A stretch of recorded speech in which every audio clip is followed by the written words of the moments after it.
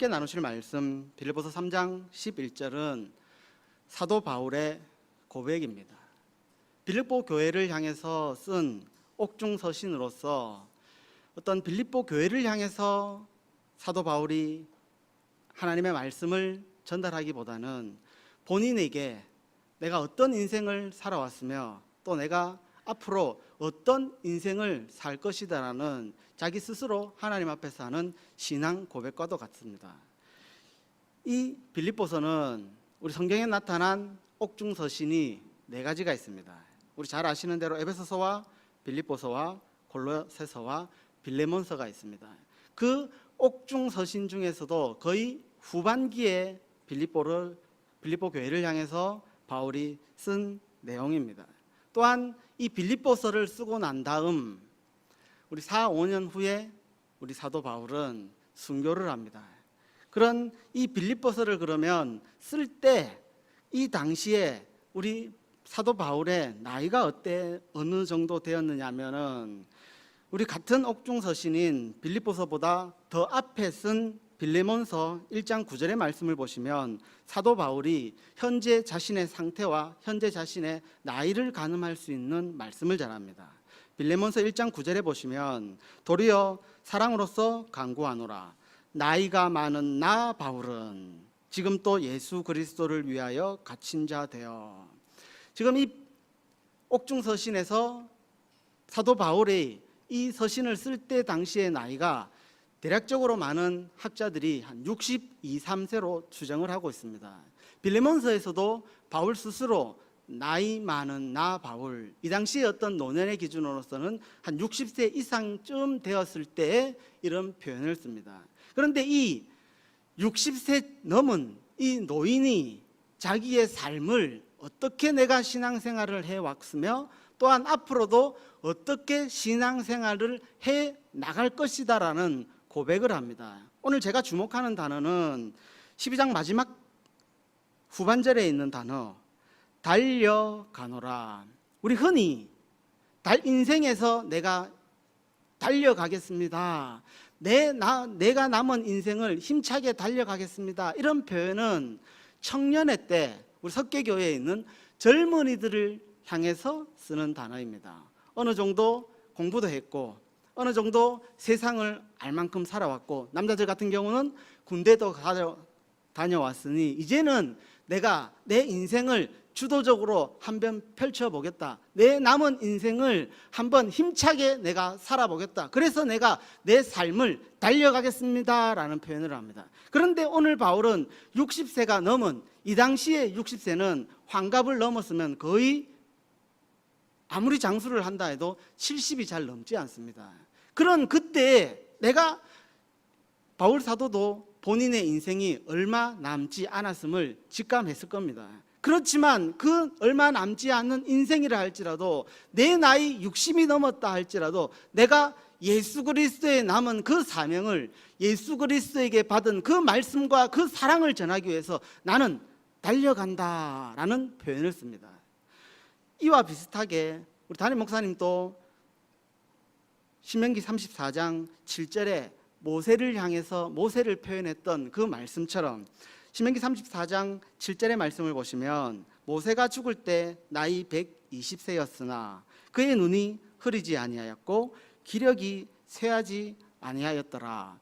율법의 대표라 이야기할 수 있는 모세가 죽을 때 120세였지만 그가 기력이 쇠하지 아니하고 눈이 흐려지지 않았다라는 거예요. 즉 그 말은 어떤 생물학적인 나이가 하나님의 사역과 하나님의 말씀의 순종과 신앙생활 하는데 그렇게 큰 상관관계가 없다라는 거예요. 나이가 있다 할지라도 바울 사도는 내 나이 60이 넘었지만 내가 지금 감옥에 수감 생활을 하고 있지만 나는 그 예수 그리스도를 향해서 달려간다. 그러신 것처럼 나이보다는 하나님을 향해 나아가고자 하는, 하나님은 우리의 중심을 보십니다. 하나님은 우리의 어떤 외적인 생물학적인 어떤 물리적인 형태와 모습에 집중하는 것이 아닌 실질 나이는 먹었다 할지라도, 내가 노쇠하였다 할지라도, 나 스스로 나이가 많다고 이야기한다 할지라도 그 중심이 어떠한가, 그 마음이 어떠한가, 그 하나님이 보시는 중심과 마음은 늘 푸르른 청춘이 되시기를 축복합니다. 나이가 많다고 청춘의 삶을 포기하는 것이 아닌, 하나님의 말씀은 언제나 푸르른 살아있는, 지금도 역사하시는 하나님을 믿는 성도 되시기를 간절한 마음으로 기도드립니다. 그런 것처럼 이 바울이 이렇게 나이가 있지만 달려간다라는 표현을 씁니다. 근데 무엇을 향해 달려갈 것인가? 많은 사람들이 본인이 무엇을 향해 달려가고 있는가, 내가 달려가고 있는 것을 보면은 그의 인생이 무엇에 사로잡혀 있는지 오늘 성경은 우리에게 말씀을 하고 있습니다. 내가 잡힌 바 된 그것을 잡으려고 달려가노라. 많은 사람들은, 특히 요즘의 어린아이들은 꿈과 목표와 표대를 이야기해 보라 하면은 실질적으로 있었던 이야기입니다. 어떤 세미나에서 부모와 학부모와의 어떤 학교에서의 세미나에서 앞에 있는 강사가 한 어린아이를 지목하여서 질문을 했습니다. 꿈이 뭐냐고. 그때 그 아이가 어떠한 행동을 하고 어떠한 답을 내렸냐면은 자기의 옆에 있는, 같이 있는 어머니를 쳐다봤어요. 즉 이게 무슨 의미냐면은 아이의 꿈이 본인 스스로 가지는 것이 아닌 누구의 꿈이 아이의 꿈이 되었다라는 겁니다. 엄마의 꿈이, 부모의 꿈이 아이의 꿈이 되었다라는 거예요. 그것처럼 저도 지난날 제 삶을 바라보면은 저도 그렇게 큰 꿈을 가지고 삶을 살아오지 않았어요. 그래서 창세기 39장에 꿈꾸는 자 요셉 이야기에 교회 학교에 가면 많이들 공과 공부를 하고 말씀을 나눕니다. 그 꿈꾸는 자를 설명할 때 많은 사람들이 묻습니다. 우리도 요셉처럼 꿈꾸는 어린이가 되고 꿈꾸는 학생이 되자. 그런데 제가 그 말씀을 들을 때 어떤 마음이 제 안에 샘솟냐면은 저는 특별히 꿈이 없었어요. 정말 평범한 인생을 사는 것이 어쩌면 그때 당시에서의 어떤 제 꿈이었어요. 평범한 인생, 정말 평범한 사람, 내가 왔다 갔는 것을 아무도 모르는 그런 삶을 살고 싶은 마음이 제 안에 있었기 때문에 꿈에 대해서 큰 바라는 소망이라든지 열망이 없었어요. 그런데 창세기 39장에 꿈꾸는 자 요셉을 설명할 때에도 그 앞에서 설명하시는 그때 당시로서는 전도사님과 교사님들이 자꾸 꿈을 이야기하라는 거예요. 나는 꿈이 없는데. 그리고 성경 말씀을 제가 그때 당시에 어학 수준으로서도 아무리 성경 말씀을 봐도 요셉이 자의적으로, 자발적으로, 주체적으로 꾼 꿈이 아닌 그 꿈은 하나님께서 직접 요셉에게 마하여 주신 것인데, 수동적으로 요셉에게 주신 꿈인데 그 꿈은 요셉이 꾸고 싶어서 꾼 것이 아니다라는 거예요.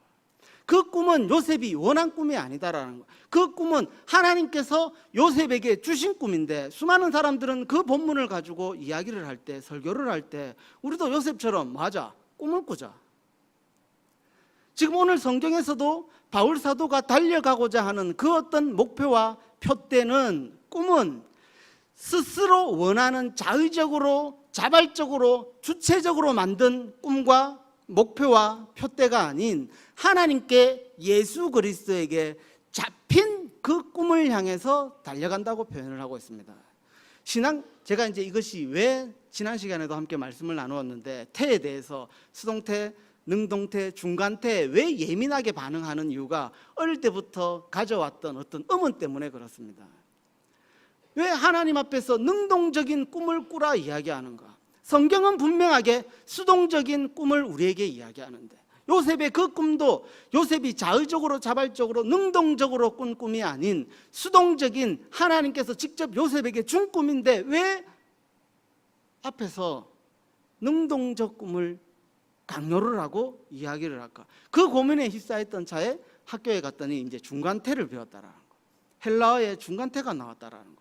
오늘 바울 사도도 잡힌 바 된 그것을 잡으려고 달려간다 할 때, 이 달려가는 것이 바울의 능동적 신앙이 아닌 잡혀 있는 상태에서 그 잡혀 있는 지금 현재의 내 존재가 내가 움직이는 것이 아닌 누가 나를 움직일 때, 예수 그리스도가 나를 잡고 움직일 때, 그 움직일 때 내가 수동적으로 끌려가는 것이 아닌 예수 그리스도가 나를 움직였을 때 내가 그 움직임을 능동적으로 달려간다는 중간태를 사용하고 있다는 거.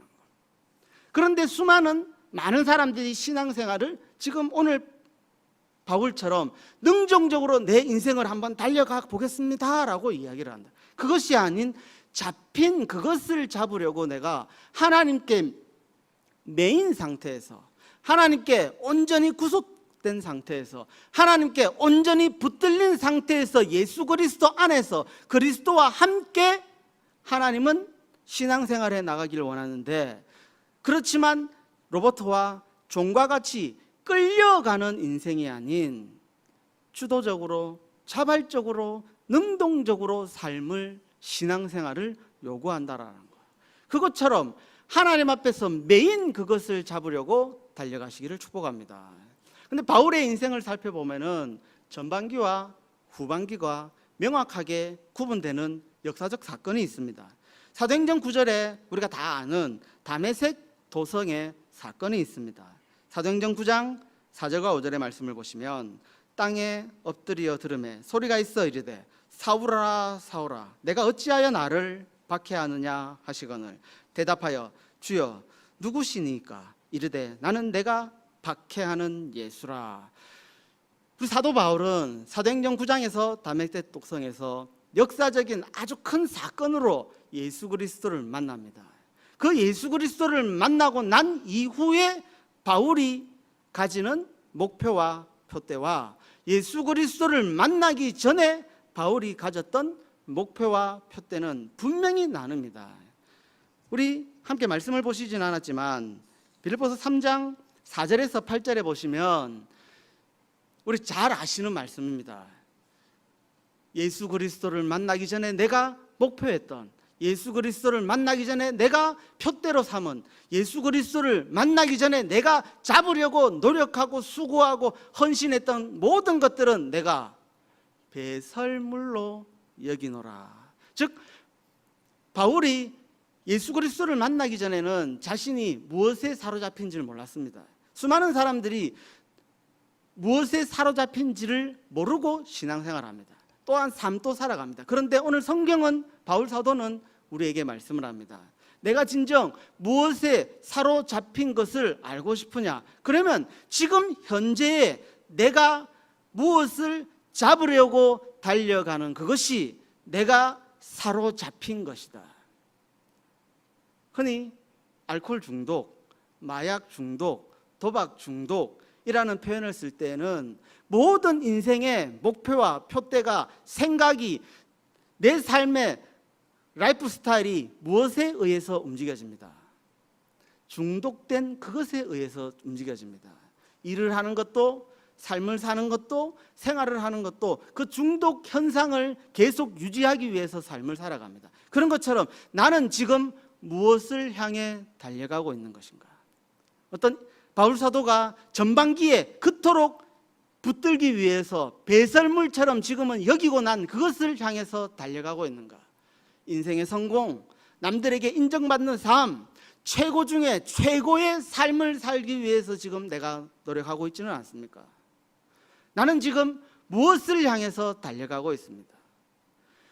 많은 사람들은 신앙생활을 하는 듯 하지만 그 중심에 목표와 표대를 바라보면은 그가 예수 그리스도와 함께 신앙생활을 하는지, 아니면 예수 그리스도와 전혀 상관없는 신앙생활을 하는지, 하나님이 내 삶의 목적인지, 예수 그리스도가 내 삶의 수단인지. 많은 사람들은 종교생활하는 이유 중에 하나가 우리는 예수 그리스도의 십자가의 그 사랑에 매여서, 그 사랑에 감동해서, 그 사랑에 보답하는 마음으로 예수 그리스도를 전합니다. 그런데 다른 종교는 이유가 있습니다. 특히 기복신앙이라고 하는 종교들은, 샤머니즘은 이유가 있습니다. 무엇하기 위해서? 복을 받기 위해서 신앙생활을 합니다. 왜? 예수 그리스도 믿으면 복 받더라. 그 예수 그리스도가 내 인생의 삶의 목표와 표대가 아닌 예수 그리스도와 하나님과 교회가 내 삶의 어떤 무엇을 이루기 위한 수단적인 방법으로서 신앙생활을 하고 있다는 거예요. 바울 사도가 그 전의 삶과 그 이후의 삶이 분명하게 극명하게 나뉜 가장 큰 이유는 다메섹 도성에서의 예수 그리스도를 만난 사건입니다. 예수 그리스도를 만나지 아니한 신앙생활, 예수 그리스도를 만나지 않고 하는 열심, 그것은 히브리서 10장의 말씀을 보면은 너희의 열심이 나를 해한다라고 표현합니다. 하나님을 대적한다라고 표현합니다.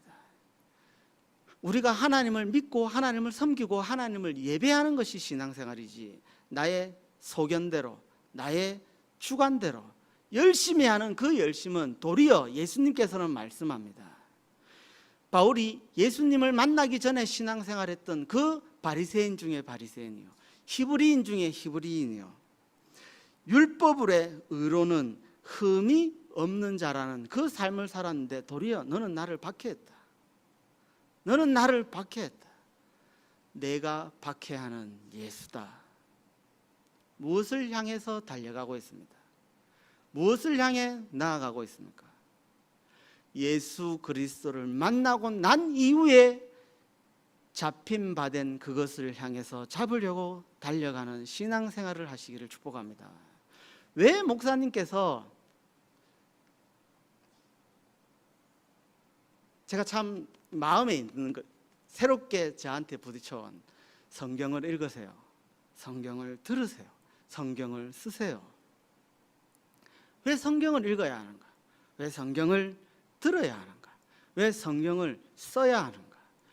기록된 예수 그리스도를 만나는 통로입니다. 지금 어떻게 하나님을 만나고 어떻게 예수 그리스도를 볼 것입니까? 매스컴에 보시면 지금 현존하는 한국의 예수 그리스도가 50명이 있습니다. 현재 우리나라에 예수 그리스도가 50명이 있다랍니다. 이 말이 무슨 말이냐? 많은 사람들이 예수 그리스도를 만나고 예수 그리스도를 만나기 위해서 신앙생활을 하는데, 기록된 예수 그리스도가 아닌, 말씀이 육신이 된 예수 그리스도가 아닌 전혀 다른, 흔히 성경에서 말씀하는 적그리스도적인 예수 그리스도를 믿고 그 예수 그리스도와 함께 신앙생활한다라는 것. 성경 말씀이 없는, 기록된, 성경에 기록된 예수 그리스도가 아닌 다른 예수 그리스도를 만나면서 신앙생활하는 그 신앙생활은, 오늘 바울 사도는 저희들에게 말씀에서 빌립보서 3장 8절에서 분명하게 말씀을 합니다. 그 신앙생활은 배설물이야. 아름다운 열매가 아닌 추악하고 냄새나고 남들이 다 꺼리끼고 남들이 다 피하는, 무서워서 피하는 것이 아닌 뭐 해서 피하는 그런 신앙생활이 아닌, 하나님 앞에 칭찬받고 하나님 앞에 인정받는, 사람에게 칭찬받고 사람에게 인정받는, 칭송받는, 피하는 신앙생활이 아닌 함께 하고픈 신앙생활을 해나가는 우리 석계교회의 성도님이 되시기를 축복합니다. 그 예수 그리스도를 만나고 난 이후에 그 예수 그리스도와 함께하는 직분의 감당은 사람에게 많은 귀감을 줍니다. 바울 사도가 표현하셨던 나를 본받으라, 그리스도를 본받으라, 저 모습이 내가 본받으면서 신앙생활을 해나가야 할 본이구나, 표본이구나. 하나님 앞에서 인정받고 사람 앞에서 인정받는 그 신앙생활을 해나가기 위해서는 우리는 예수 그리스도에게 잡힌 바된, 매인 바된, 붙들린 자가 되어야 됩니다. 그 예수 그리스도에게 잡히고 그 예수 그리스도에게 붙들리고 그 예수 그리스도에게 매이려면 성경을 읽고 듣고 쓰는 신앙생활, 없는 신앙생활 하시면 기록된 성경의 말씀이 육신이 된 예수 그리스도가 아닌 다른 예수 그리스도와 신앙생활을 해나가는 것을 주의하시며 우리 함께 예수 그리스도에게 붙들려서 하나님 앞에 칭찬받고 인정받는, 사람에게 칭찬받고 인정받는 성도, 그리스도의 향기가 있는 성도 되시기를 축복합니다.